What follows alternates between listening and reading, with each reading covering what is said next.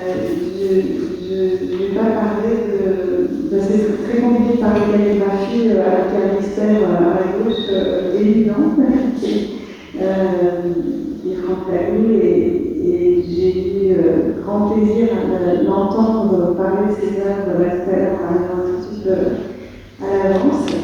Ce que j'ai envie de dire, je vais dire forcément des choses sur les lettres et le judaïsme, que de lettres que des marqueurs, mais ce que j'ai envie de dire, c'est que entouré justement de lettres, et en hébreu, parce qu'on parle beaucoup d'hébreu, parce que c'est la semaine des lettres hébraïques, en hébreu, le mot est la confiance, et de la même racine que le mot obanut, qui signifie l'art. Et donc on est en conversation avec ces lettres, en réfléchissant aux lettres. Je me suis dit que les lettres, ces lettres, elles apostrophes, c'est-à-dire que c'est pas par hasard que la Torah, donc la Bible, commence par commence par Bereshit, c'est le début, mais commence aussi la première chose créée passe par la parole, lorsqu'il est dit que l'Éternel a dit Yehi or, Vayehi or, c'est-à-dire que la lumière soit et la lumière fut. Je pense que tout le monde connaît ce verset. Donc la première création, c'est la lumière, mais elle se fait à partir du moment où le mot est dit. C'est-à-dire que quelque chose existe dans la réalité, vient à l'être, et la version peut écrire à l'être, elle vient à l'être par le biais de la lettre. Et la lettre, dans la création juive, est créatrice. Cette dimension-là, on a un peu dans un mélange de une histoire rabbinique qui date du Talmud, du premier siècle de notre ère, où on imagine Dieu jouant avec son alphabet, comme un petit enfant jouait avec du cube. Et c'est avec cet alphabet que Dieu crée le monde. Donc cette dimension créatrice des lettres, je pense qu'elle est très importante. Voilà, c'est la première chose que je vais ajouter autre chose, mais je vais m'arrêter là pour le moment. Le mieux est de partir de l'expérience que nous avons faite enfants tous des nés décimés. De manière pour parler calligraphie, je voudrais partir de l'expérience que nous avons fait tous et toutes d'apprendre à écrire. En tout cas, pour tous ceux qui ont eu la chance de passer par l'école, d'avoir des parents assez instruits pour nous enseigner cela. Et je rappelle de mon expérience de premier souffle d'écrire. Dans nos langues, ce que nous écrivons, ce sont des signes que l'on appelle des lettres, dont sont composés des mots, des phrases, des textes. Et dans nos langues, ces lettres représentent des sons, c'est-à-dire des voix sonores. Et je me souviens toujours d'un souvenir qui est vivant et présent, et qui est une joie que je peux mobiliser où que je sois, et quand je le veux, de la joie de l'apprentissage de l'écriture. J'ai découvert un jour, qui est gravé en moi, cette joie primaire, au sens de l'école primaire, mais aussi première. Tracer des O, des A, des E, des I, des U, répétitivement. Et je pense que cette expérience, peut-être, vous la connaissez. J'aimais les voyelles plus que les consonnes. Avec leur genre inégal vers le haut et vers le bas, les consonnes m'ont semblé moins aisées, moins harmonieuses en français. Leur nom pourtant sont beaux, et il est agréable d'en produire les sons élémentaires dans la bouche, la langue s'appuyant sur les dents, ou s'effaçant contre le palais, les lèvres se fermant, s'ouvrant, s'avançant, se rétractant vers les joues, dentale, liquide, occlusive, explosive, sonnante, bruyante, constrictive, fricative, nasale, latérale, buante. Telles sont les consonnes. Apprendre à écrire en hébreu a été pour pour eux une expérience, mais surtout pour l'oralité. Celle d'un accent tonique qui a libéré en moi la capacité des accents toniques dans toutes les autres langues. Mais apprendre à écrire en hébreu, en arabe ou en français, veut dire apprendre à poser des sons. Alors, la calligraphie, dans le monde arabe, dans le monde musulman, qui n'est pas tout à fait la même chose. L'arabité et l'islamité ne sont pas tautologiques, comme disent les mathématiciens. On peut être arabe sans être musulman, et on est musulman sans être arabe aussi. En revanche, l'arabe, la langue arabe était longtemps, elle est même maintenant, véhiculaire de la pensée, pas uniquement théologique, mais aussi philosophique, etc. Je voudrais encore prendre 30 secondes pour vous dire pourquoi est-ce que je me réjouis d'être avec vous. En ces temps où les uns et les autres pensent en silo, chacun se croit seul en îlot, dépositaire de la vérité, détenteur de l'absolu, et de surcroît il devrait imposer à autrui.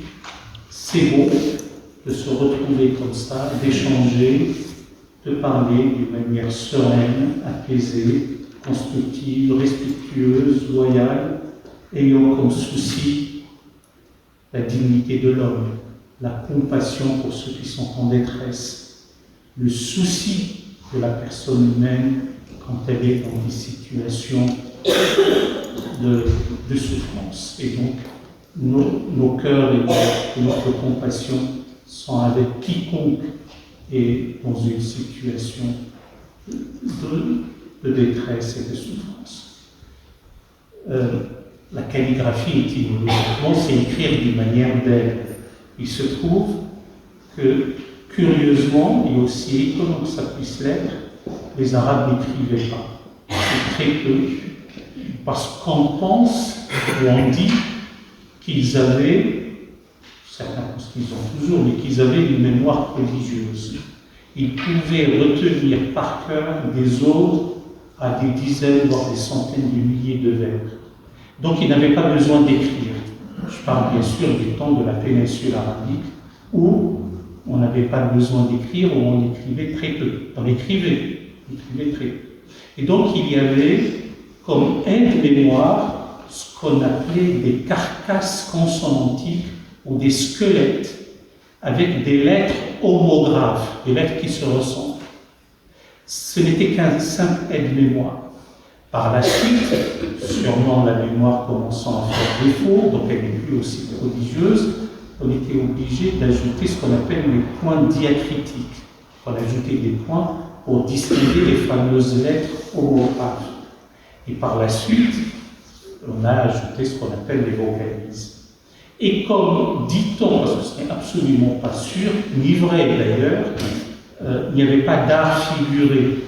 Il suffit d'aller au 8e département du Louvre, consacré aux arts de l'islam, et là on se rend compte de trois billevesées ou de trois fadaises. D'abord, l'art est un art de cour, ce n'est pas qu'un simple art, j'allais dire, de la bédouinité, même si la bédouinité laisse propre, que c'est un art figuré, pas nécessairement un art abstrait. Encore une fois, il faut y aller au 8e département du Louvre pour s'en rendre compte. Et c'est aussi un art citadin et pas un art mural. Mais d'aucuns disent qu'il y a ce qu'on appelle un aniconisme, il n'y a pas d'image. Et pour rattraper ou compenser le manque d'image, ou le fait que cet art ne soit pas figuré ni figuratif, donc on a surinvesti l'écriture avec de très beaux calligrammes. Le calligramme étant le résultat, j'allais dire, de la calligraphie, et c'est pour ça qu'on trouve a fortiori dans les mosquées, pas uniquement, parce que les mosquées sont sobres en réalité, du point de vue de la surreprésentation picturale. Et donc, les ornements de type calligraphique sont omniprésents, soit pour la parole divine, pour les musulmans, c'est Dieu qui leur parle dans la révélation coranique, soit aussi pour les aphorismes du prophète, soit dans certains cas de la poésie ou quelques maximes des sages. Voilà. Avinu Shebashamayim, Yitkadosh Shemcha. Alors, je viens de dire la première phrase du Notre Père, Avinu. Alors, je me plais à dire que le mot Av, c'est le mot Père. Comme on trouve le Père Abbé, c'est un mot qu'on retrouve en français. Et au lieu de traduire Notre Père qui est aux cieux, Avinu, on pourrait dire notre alphabet qui est aux cieux. Aleph, Bet, puisque le mot Père, en hébreu, ça se dit Av, Aleph, Bet. Et sans faire un pipoule trop serré, je peux vraiment dire Avinu, notre alphabet qui est aux cieux. Que ton nom soit sanctifié.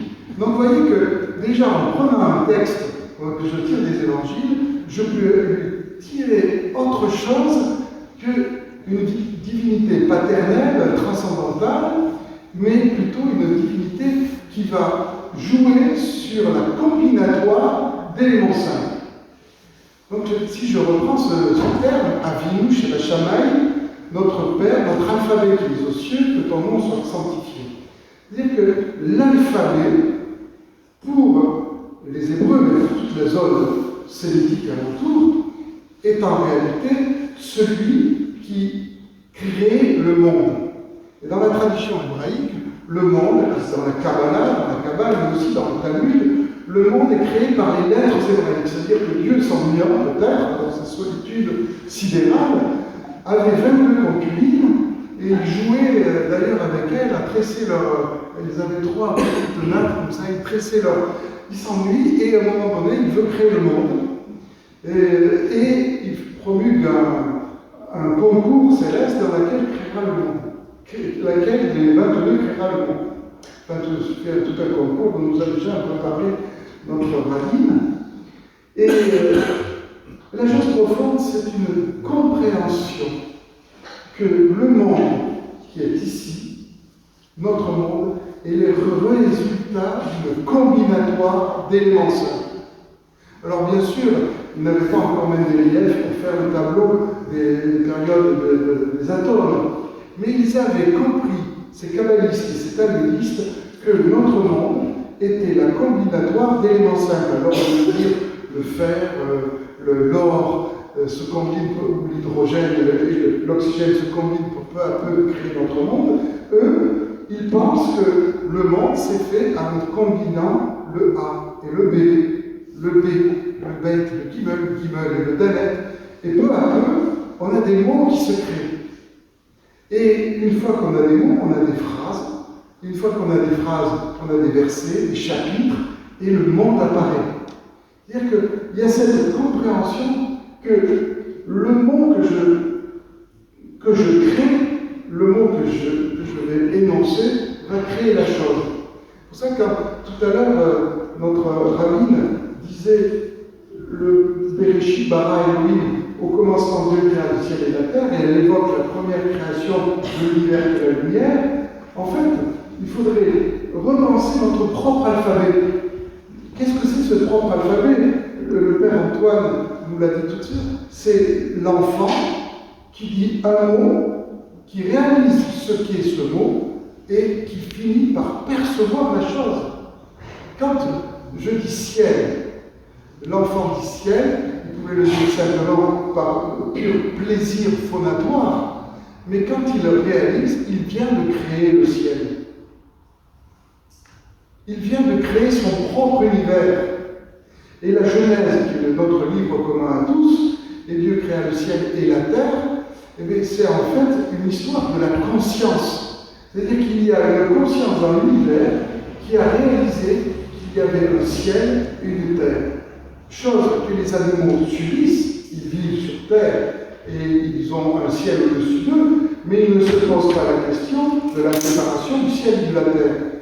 Et avec cette histoire de l'alphabet qui est aux cieux, ça nous permet de comprendre que tout est signe.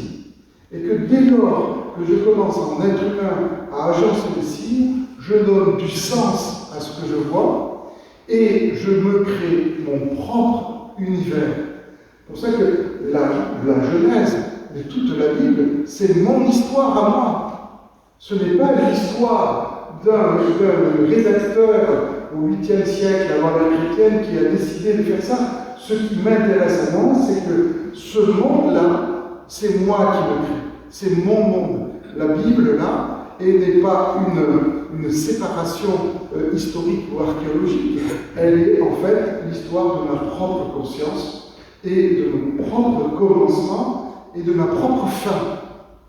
Et donc c'est pour ça que quand je reprends les petites phrases Avinu Sheba Shamayim Yitkadesh Shemcha, donc notre Père qui est aux cieux, qui est une prière juive, hein, sans problème, hein, c'est pas la peine d'un circoncis, hein, c'est une prière juive, donc on a cette connaissance profonde, c'est que tout ce qui est devant nous est la combinatoire d'éléments simples, et que notre conscience les relie les uns aux autres, ceci, pour marquer notre présence au monde.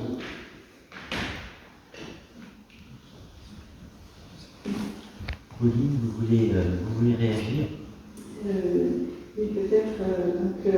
On a reparlé de cette dimension créatrice, et effectivement, c'est une manière de nous dire, au fond, on peut se demander pourquoi on imagine Dieu jouer avec les lettres de l'alphabet. Et si Dieu joue avec ces lettres, c'est effectivement pour donner du sens au monde. C'est-à-dire, c'est une manière de nous dire chercher et trouver du sens au monde. Le monde a un sens. Alors, souvent les lettres sont mélangées et on a du mal à trouver du sens. Voilà. On pourrait dire que cette période est particulièrement difficile pour cela.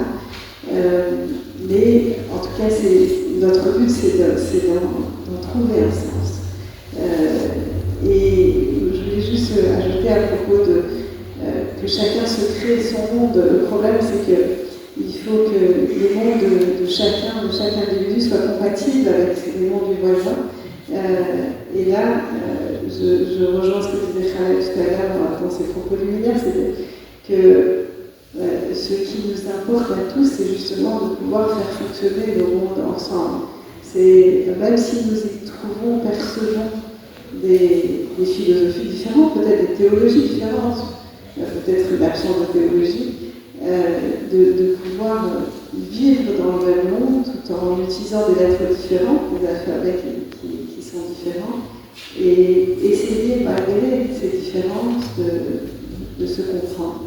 Alors, si j'ai juste une minute de plus, je voudrais rajouter à la dimension créatrice la dimension ludique, parce que on joue beaucoup, en tout cas en hébreu, on joue beaucoup avec les lettres, et les lettres jouent entre elles, et je dirais que non seulement elles jouent, mais elles dansent, et on les fait danser, on les inverse, on lit les voix à l'envers, en hébreu il n'y a pas de voyelle, donc ça fait du lecteur d'emblée à l'interprète, puisqu'on ne sait pas quelle voyelle il faut mettre. Les rabbins vont dire par exemple sur le mot Charut, qui veut dire gravé, les 10 paroles ont été gravées dans la terre, et ils vont dire Altikra Charut, ne lit pas gravé, et là, mais lit plutôt Charut, en changeant juste une voyelle, lit liberté. Et de là, on va apprendre que la loi ne doit pas être source d'esclavage, mais de liberté. Et c'est là qu'elles sont même personnifiées entre les mains divines, c'est-à-dire qu'elles sont jalouses les unes des autres. Le Aleph va se peindre parce que justement la Torah ou la Bible commence par un Aleph, la deuxième lettre de l'alphabet, et le Aleph va dire et moi, comme chaque être humain peut dire et moi. Pourquoi c'est pas avec moi tu as commencé le grand livre de la Bible? Et le Midrash, on fait rabbin pour répondre, j'ai pas commencé avec toi, mais j'ai donné une place aussi. Et cette place aussi, c'est de commencer les paroles à rentrer par le jeu. Donc cette personnification des lettres fait qu'on peut aussi chacun se prendre pour une lettre et penser qu'on court vers je crois que c'est Antoine qui avait mentionné les pieds quand il a appelé à écrire, et merci parce que ça m'a fait penser à ma mère qui m'a à écrire de mémoire de lui. C'était effectivement un grand plaisir de dessiner les lettres et qu'elles soient le plus possible. Lui, on dit que les lettres ont des pieds, parfois des bras, parfois des jambes, et donc qu'elles courent et qu'elles dansent peut-être comme nous, et lorsqu'on pense à les dessiner, eh bien on pense à où est-ce que la plume va se poser, c'est-à-dire quand on apprend à écrire l'hébreu, on est toute langue, on met des petites flèches, c'est-à-dire on commence à cet endroit-là, et puis on va aller dans ce sens-là, et puis dans l'autre sens, il y a une manière d'écrire de droite à gauche, de gauche à droite, de haut en bas, etc. Et lorsque la plume se soulève, c'est un peu aussi une respiration, comme dans une musique. À quel moment va-t-on ne pas parler? Parce que finalement, ce qui donne sens à la lettre, c'est aussi le silence, c'est aussi l'espace autour de la lettre. Et écrire ainsi, c'est laisser des traces.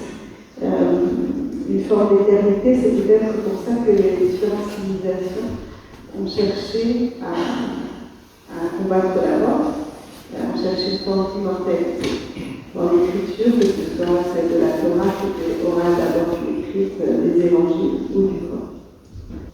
La lettre, qu'on le veuille ou non, dans les langues alphabétiques, c'est écrire du son, c'est une partition. Et la question de la partition, vous savez, c'est qu'elle appelle l'exécution, la performance.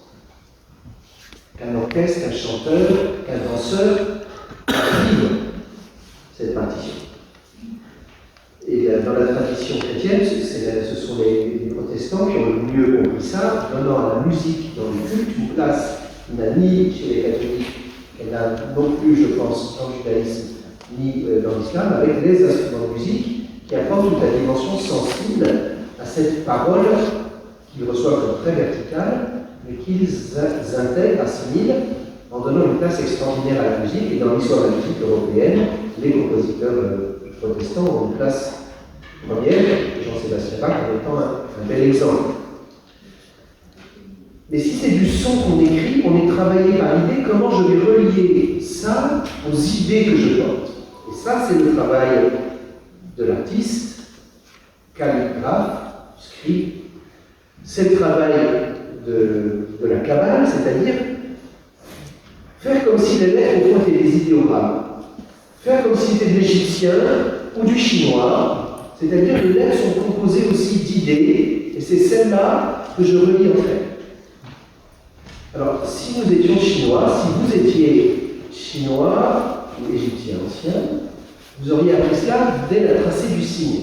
Mais il se trouve que la plupart d'entre nous, sans doute, n'ont appris qu'un alphabet, l'alphabet latin, que rares, même si l'âge porte à croire qu'il y en a encore quelques-uns, ont appris l'alphabet grec, mais que même si l'effort des chrétiens pour connaître la tradition arabe ou la tradition hébraïque est grand, et vous avez appris à écrire l'hébreu, je pense que beaucoup d'entre vous ont été confrontés qu'à l'écriture dans un alphabet. Et n'imaginez même pas que l'on peut écrire dans d'autres alphabets. Et que ça est très facile. Ça s'apprend en un jour. Dans ma première paroisse, avec un groupe de post-adolescents, l'activité que j'avais trouvée pour leur donner envie de venir, c'était « je vais vous apprendre l'hébreu ». Et la première manière d'apprendre les lettres, c'est de leur dire « vous écrivez une phrase en français, et maintenant vous écrivez la même avec les caractères hébraïques, comme tu as dit que la tradition juive a fait avec le texte d'Averroès ». Le calligraphe, il veut que ce soit beau. Pour nous, c'est donc un surcroît par rapport à la lettre. Nos lettres sont des lettres chinoises. Un chinois, il fait de la calligraphie en écrivant. Il ne peut pas faire autre chose que de la calligraphie. C'est pour ça que c'est très dépendant d'apprendre le chinois écrit. Le chinois oral, c'est moins dépendant. Nous, si nous voulons devenir calligraphe, il faut avoir le sens de la transformation. Il faut avoir le sens du faste, du gaspillage, voire de la débauche. Quand on dit la Kabbale, il y a une débauche d'intelligence faramineuse. Embellir, pour nous, c'est suggérer dans une lettre, dans un mot, dans une phrase, un mouvement vers le sens, un mouvement vers la transmission, un mouvement vers le rythme, qui ne sont pas dans les sons eux-mêmes. je me suis dit, au fond, qu'est-ce qui fait que chez nous, dans nos livres anciens, manuscrits, les récits, les psaumes, les autres prières chrétiennes, sont creusés comme de l'intérieur par un lien à l'image. Dans les livres saints. Je n'ai trouvé qu'une réponse dans nos Écritures, puisque c'est là que je la cherchais, c'est que si Paul, Jean, utilise le mot parole pour désigner ce qu'est Jésus pour eux, il est parole de Dieu. Expression qui appartient aussi au corps. Il emploie aussi le mot, le Christ est image. Se référant de la même manière au récit de la Genèse, où celui qui est créé par la parole comme couple originel, et que le sens de tout ça, le sens de l'aventure humaine, le sens de l'aventure cosmique, c'est que ce qui existe par la parole, à l'image, devienne, dans sa manière de vivre, dans sa manière de comprendre, dans sa manière d'aimer, à l'image et à la ressemblance, dans un dynamisme inachevé, inachevable, de celui qui est à l'origine. Une réflexion sur la parole créatrice. Il paraît qu'il y a un néologisme qui est le verbe existentiateur. Je ne suis pas sûr qu'il existe, mais bon. D'ailleurs, exister étymologiquement, c'est sortir d'eux. C'est pour ça que l'on dit, chez les pays d'ailleurs, que Dieu n'existe pas. Parce qu'il serait sorti de quelque part, alors que Dieu est, tout en étant, tout en ayant été, et il sera.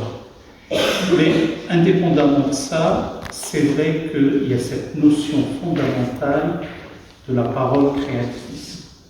C'est le fameux abracadabra de la tradition hébraïque que nous retrouvons dans le prologue de Saint Jean, que j'aime lire en arabe.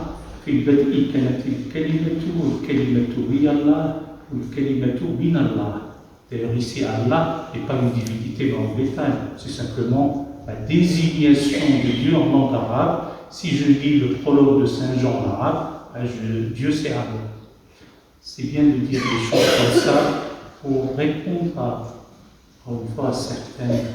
J'ai dit tout à l'heure quelques bibliothèques, quelques falaises ou quelques apucies, ne pas aller à certaines inepties, voire des impérities d'analyse. Maintenant, une fois que la parole est créatrice, il faut aussi savoir distinguer la bonne parole de la mauvaise parole. La bonne parole comme une heureuse nouvelle. L'évangile, in fine, étymologiquement. La bonne parole ne peut pas aller de pair avec la mauvaise parole. Je ne suis pas dans une approche homilétique et je ne fais pas une homélie, encore moins chez toi, mon cher Antoine. Mais j'aime citer ce verset coranique que j'aime particulièrement. Et puis, il ne faut pas extraire les versets hors contexte. Les fondamentalistes ne font rien d'autre que cela.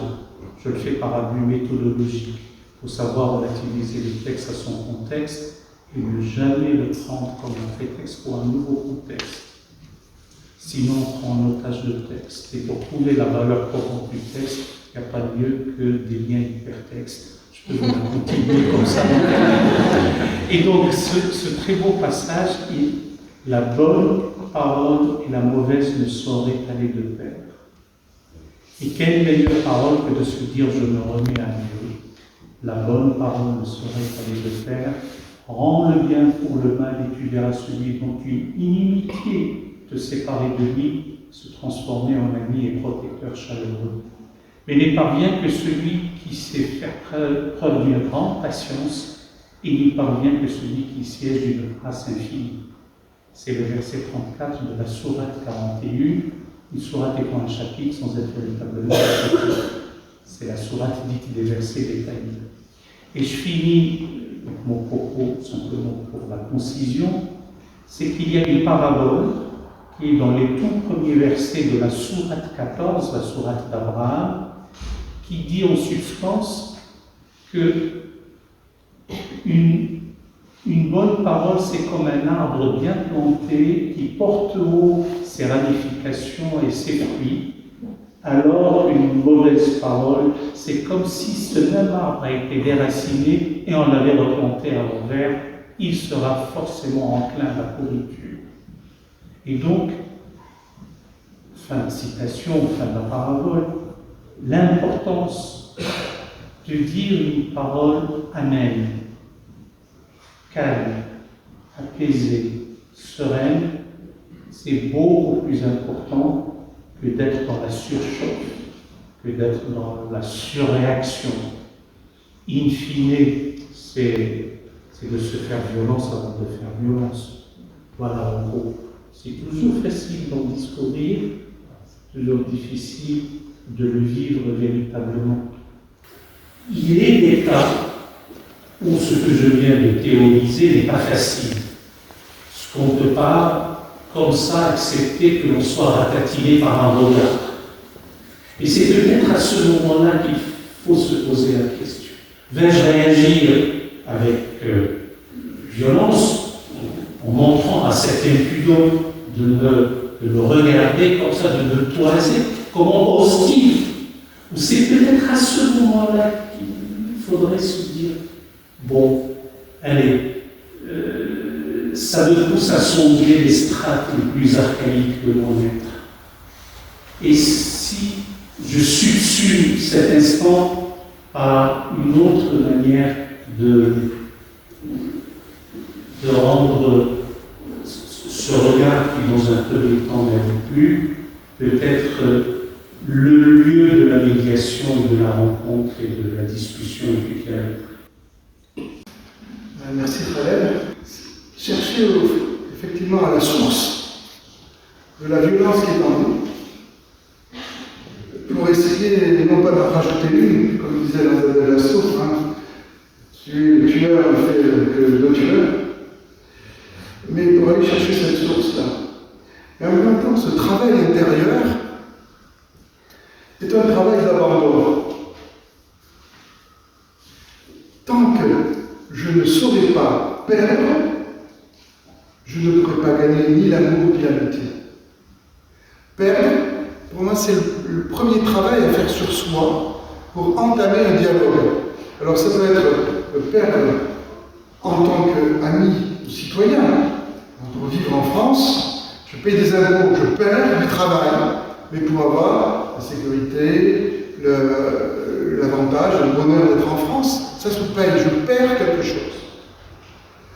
Spirituellement, c'est connaître bien sa tradition, c'est quelque part y être ancré avec un E et un A, mais c'est aussi savoir que nos traditions, ma tradition, est aussi une narration, un midrash, un conte, une histoire, une légende, et que même si j'en suis emprunt depuis l'enfance, si ça m'anime, la condition du dialogue sera cette compréhension que si je veux aller vers l'autre, je vais être obligé de perdre ces vérités et leur rendre leur côté de légende, leur côté de narratif fondateur, et de cette perte, nous mettrons une sorte de dénominateur commun pour pouvoir enfin s'aimer et dialoguer.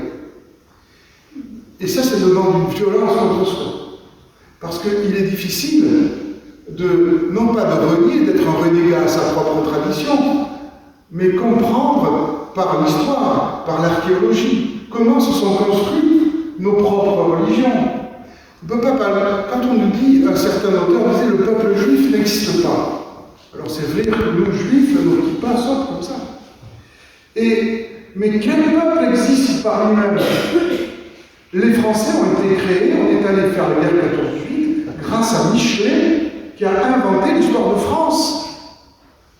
Il a inventé le narratif du petit français. Et après, entre les deux guerres, on a inventé le narratif du revanchard. Si bien qu'on va à la guerre, la fleur au fusil, et qu'on revient couché dans un tombeau. Et à quel point, jusqu'où, et ça c'est vraiment très important, que je suis prêt à perdre par amour? Moi qui aime, qui suis amoureux de mon épouse qui est ici, mais je suis prêt à perdre tout. C'est ce qui se passe dans les divorces. Quand vous allez voir un divorce, un avocat, il dit non, tu vas perdre beaucoup d'argent parce que tu as un nouvel amour. Mais je m'amuse, mais qu'est-ce qu'on est prêt à perdre par amour? Tout. Et si je veux garder encore quelque chose de l'ancien temps, eh je reste enfermé, je tourne en rond et je ne peux plus vivre, je suis dans la mort. Alors le dialogue, le trilogue, dialoguer, ça veut dire passer le logos à travers. Le dialogue qu'on peut faire ici, à travers, vous avez vu la verrière, ce sont des lettres qui sont traversées par la lumière. Et ce dialogue, c'est celui-ci. Donc moi, la petite phrase qu'on pourrait retenir à travers ce dialogue qui s'est fait entre les traditions, j'y suis attaché, mais si je veux rencontrer Khaled, ou rencontrer d'autres amis, ou d'autres Antoine, ou tout ce qui veut être ici, mais je dois perdre quoi? L'absolue croyance dans la réalité de ma religion.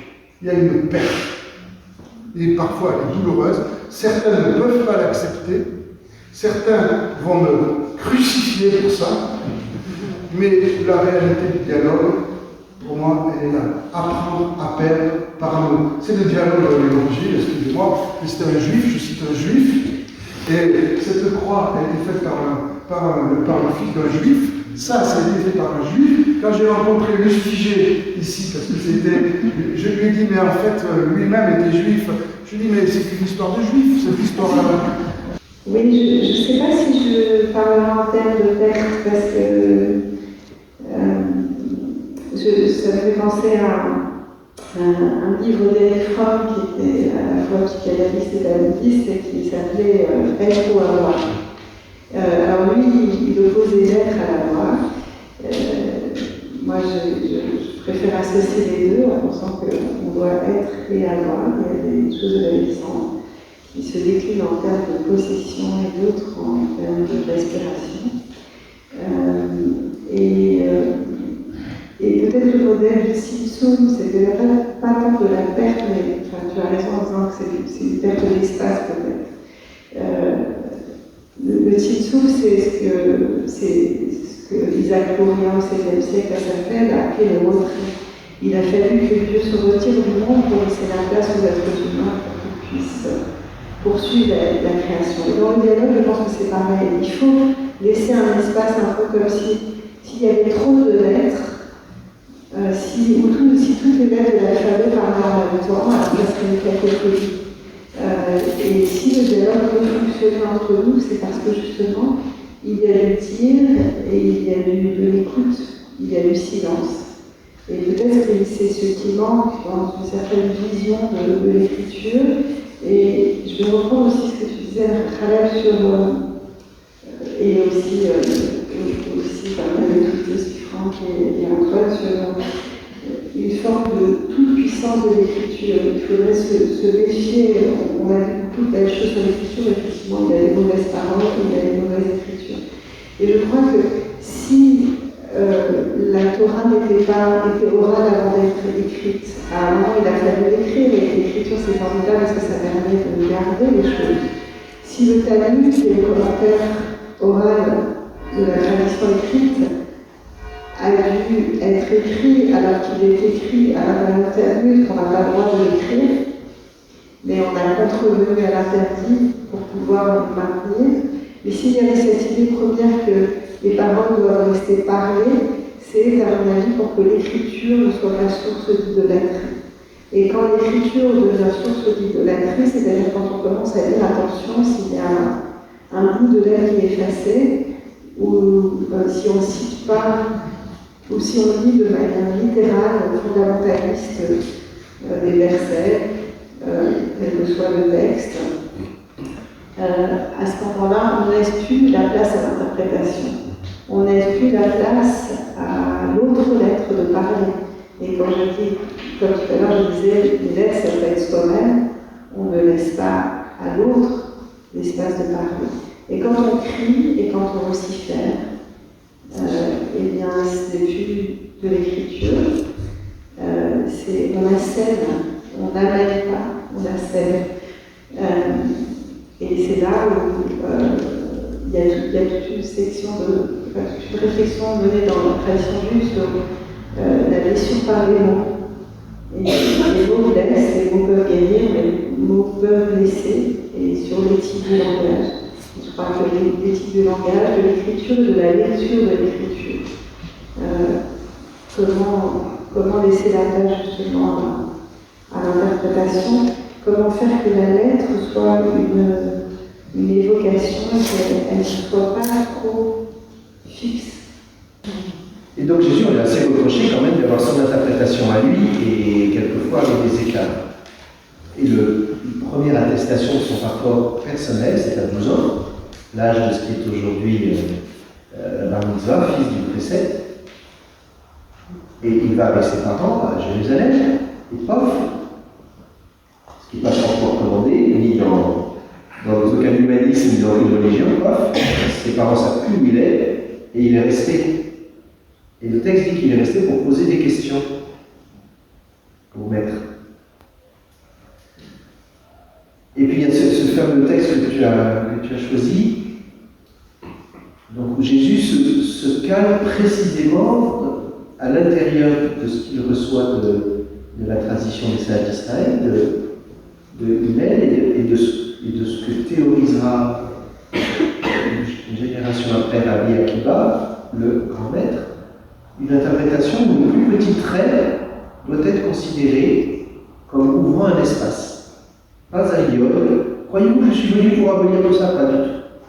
Je suis venu pour remplir, pour m'en remplir, pour faire, accomplir, faire, pour apporter des promesses, l'accomplissement de certaines promesses, on croit ou on ne croit pas, mais pas d'un iode.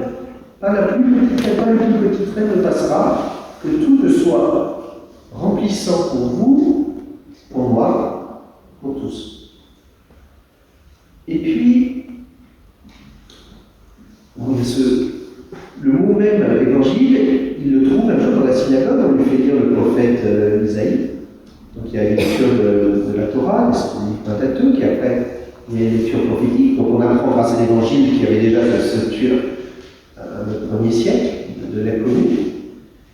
Et Isaïe, il dit, voilà, je t'ai envoyé porter la bonne nouvelle, le Sora. En grec, ça va donner évangélion, c'est la traduction, aux pauvres. Il se rassied, il dit, c'est ça. Ça va être ça. Ce à quoi vous allez, si vous me suivez, assister, c'est ça. On va porter une bonne nouvelle, la bonne nouvelle de Dieu. Et cette bonne nouvelle, si on remonte au chapitre 52 d'Isaïe, elle a un annonce, c'est de dire à Sion, retournant d'exil, ton Dieu règne. Que ton règne vienne. Ça veut dire, tu peux maintenant diriger ton cœur selon son cœur. C'est un risque toujours de s'accorder à celui qui nous appelle à nous dépasser. Mais essaye, vas-y. On ne peut pas te fixer des règles à suivre pour te rendre heureux. Il faut qu'on te donne un élan. Et voici l'élan. Que ta vie ait pour sens, que le règne vienne. Maintenant, demain, hier, aujourd'hui, tu n'en sais rien. Et puis il y a cette parole que tu as choisie, donc du psaume 22, la parole de l'abandon. Je m'abandonne à Dieu qui m'abandonne. Donc là, on retrouve la méditation que tu nous as fait faire. Qu'est-ce que je peux faire du regard qui est vide quand je cherche son appui? Qui vient fouiller en moi ce que tu as appelé le plus archaïque, c'est-à-dire ce qui est là depuis le commencement et qui n'a pas encore été travaillé. Et c'est souvent dans le deuil, dans la souffrance, dans le mépris enduré, ou dans la violence commise. Il n'est pas interdit à celui qui a fait mal de s'analyser à ce moment-là. Et c'est même le sens premier de la prison, théoriquement. C'est d'aider celui qui a fait mal à l'autre à comprendre qu'il n'est pas une pure victime, mais qu'il a fait des victimes. Et il y a une toile, je ne sais pas comment tu la ferais, parce qu'il y a quelque chose qui déstabilise pas mal les chrétiens, c'est quand on leur dit, On a 5 livres de Moïse, on a un Coran de Mahomet comme affirmation première, et Jésus n'a rien écrit. C'est quoi cette fragilité chrétienne quand on dit bah oui, on n'a que les témoignages? Il faut juste interpréter ces témoignages. Comment on écrirait ce moment où le seul moment où Jésus écrit, c'est pour prendre la défense d'une femme accusée d'adultère? On se demande où est l'homme, bien sûr. Et où sa seule réponse, c'est de se taire, de s'accroupir et d'écrire grapheine dans le sable. Qu'est-ce que ça signifie? Que sa seule écriture soit évanescente, aussitôt faite, aussitôt partie. Comme un témoignage de miséricorde et d'exigence, puisque la parole qui l'accompagne à cette femme, personne ne t'a condamné, personne, Seigneur, moi non plus, je ne te condamne pas, va et ne pêche plus. Comment cette parole écrite et effacée de la miséricorde totale, personne n'est indigne de vivre, et de l'exigence, va et ne rate plus ton coup, si j'ose dire. Comment dire ça? Qu'écrire, c'est toujours dans du sable, l'interprétation, et c'est toujours un témoignage singulier et non, on ne pourrait pas imposer à personne. Je crois que la parole est libre, maintenant ce sont des prises de parole comme ça, une sorte de propositions sur des propos à méditer, sur lesquels nous aurions réfléchi. Tout à l'heure, Franck a dit nous appartenons à 3 traditions. Il a raison. Mais en réalité, loin de moi toute idée d'un syncrétisme, d'un mérinisme, d'un angélisme comme ça, de bas étage, mais en réalité, il s'agit d'une même tradition qui est la tradition monothéiste, abrahamique, judéo-islamo-chrétienne. En tout cas, du point de vue de la cohérence interne islamique, il y a une certaine prétention à présenter les choses comme ça. Parce qu'il y a 2 approches, 2 thèses concurrentes de tout temps, elles étaient comme ça, sur cette affaire-là. Et d'ailleurs, il ne s'agit pas de se serrer frileusement les coudes entre croyants monothéistes pour constituer un sectarisme élargi contre le reste du monde.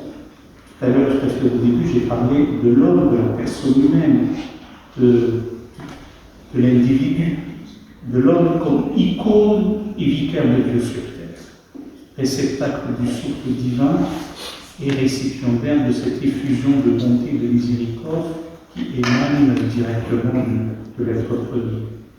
Donc, si je reviens à cette tradition monothéiste, c'est que, je mettrai le mot entre guillemets comme musulman, mais on peut enlever les guillemets, dans la prétention islamique, la révélation coranique ne se veut pas nouvelle.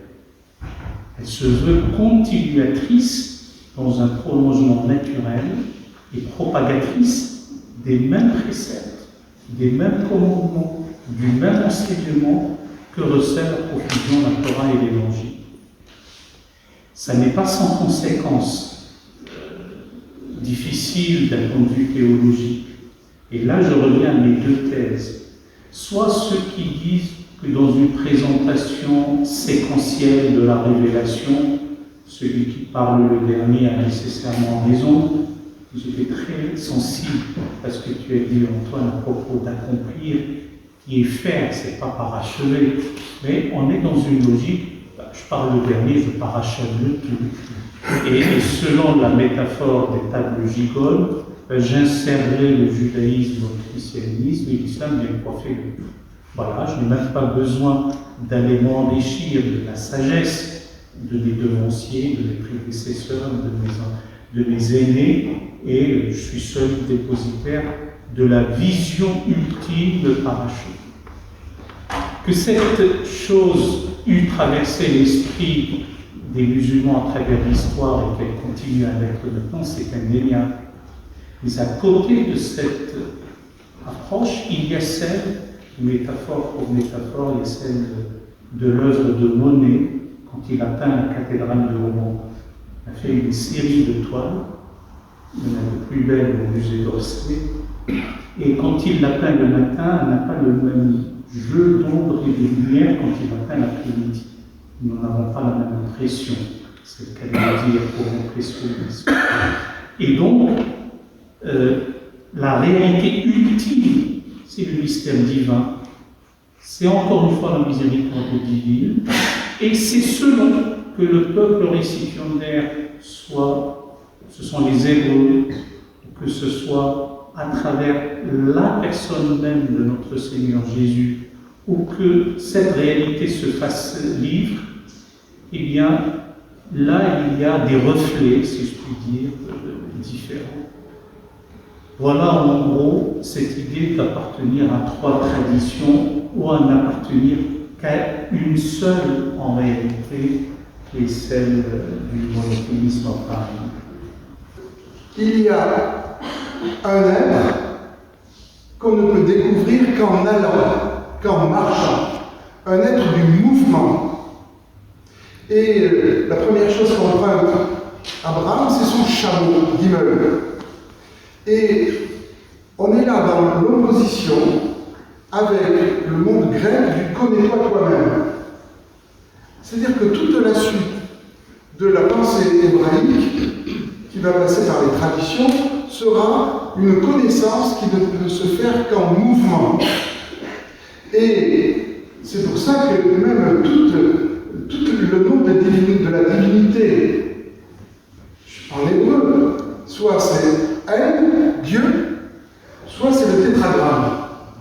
El, Elohim, c'est vers quelque chose. C'est-à-dire qu'on a une divinité qui n'est pas fixée, qui est un vers quelque chose, comme un projet. Et on a un autre nom de Dieu, le Yod et Vav et le tétragramme, on voit dans beaucoup d'églises. Ça vous allez à Saint-Sulpice, vous levez les yeux, vous le verrez. C'est une divinité dont on ne connaît pas le nom et qui ne peut être connue qu'en combinant ces 4 voyelles avec 5 ou 6 consonnes. Alors j'ai fait l'expérience avec 7 consonnes du tétragramme, ça va nous donner 2401 probabilités d'avoir le nom de Dieu. Donc, soit j'ai ce Dieu qui est un vers quelque chose, soit j'ai un Dieu probabilitaire. Et qu'est-ce que ça fait d'avoir un Dieu probabilitaire et un Dieu qui va vers? Ça me libère de Dieu. Le Dieu sans X, le Dieu qu'on trouve au commencement, Dieu créa le ciel et la terre, qui est une ineptie dans la traduction, puisque c'est Elohim, c'est ce Elle qui crée le monde. C'est un Dieu qui va vers, un Dieu qui ne sait pas lui-même qui il est. Parce que lorsqu'il va se présenter à Moïse au buisson ardent, il ne dit pas « je suis Dieu ». Il se présente « ayez Hacher, ayez, je serai et je serai ». Et de nouveau, on a un être qui sait ne pas être, qui sait ne pas être fixé.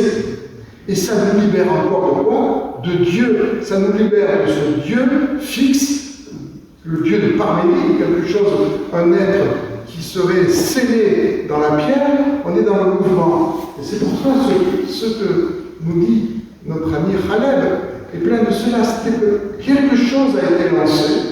Un nom a été lancé, une énergie, un témoignage, un témoignage a été lancé, et le reflet hébraïque est le mouvement, et que même Dieu ne peut se connaître que dans la relation qu'il a avec l'homme. C'est pour ça qu'il se présente à Moïse en disant « je serai qui je serai ». Parce que c'est nous les hommes qui allons aider Dieu à se connaître lui-même, et nous allons nous connaître grâce à cette dialectique qui est entre nous et Dieu. Et c'est ça que j'adore dans cette manière de voir, c'est le côté, il n'y a pas de fixe. ressuscité. Il n'y a pas de mort en réalité. Et donc on sait maintenant, par exemple, dans les traductions encore aujourd'hui de Jérusalem, Dieu se présente comme je suis qui je suis. Et là, on est dans un conflit entre la Grèce et le monde sémitique. De la Bible n'a jamais écrit je suis qui je suis. Elle a toujours écrit je serai qui je serai né. Toi, vous serez qui vous serez. Et la divinité endosse. Et là aussi, c'est le principe de la kénos, quelque part, même du christianisme. Un Dieu qui se fait homme, qu'est-ce que c'est? C'est un Dieu qui se fait, qui rentre dans le temps de l'homme, dans le temps de l'humanité. Et tout ça, parce que je dois parler que de lettres hébraïques, on a le Lech-Lecha, donc la lettre Raf, 2 fois, on a le tétragramme, et puis on a l'autre tétragramme qui est Ayez, je serai. Merci beaucoup.